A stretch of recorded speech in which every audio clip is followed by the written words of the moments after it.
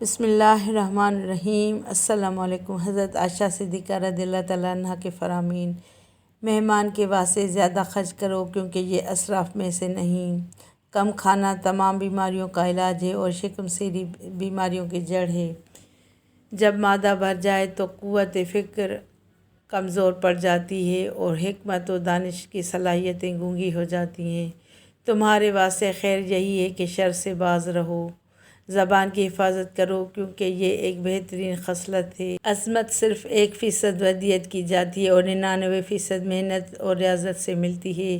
سچائی کی مشعل سے فائدہ اٹھاؤ اور یہ مت دیکھو کہ مشعل بردار کون ہے۔ حق کا پرستار کبھی ذلیل نہیں ہوتا، چاہے سارا زمانہ اس کے خلاف ہو جائے۔ باطل کا پیروکار کبھی چاہے چاند اس کی پیشانی پر نکل آئے۔ سبحان اللہ عز و جل۔ صلو علی الحبیب صلی اللہ تعالیٰ علی محمد صلی اللہ علیہ وآلہ وسلم۔ ویڈیو کو لائک کر کے چینل کو سبسکرائب کریں۔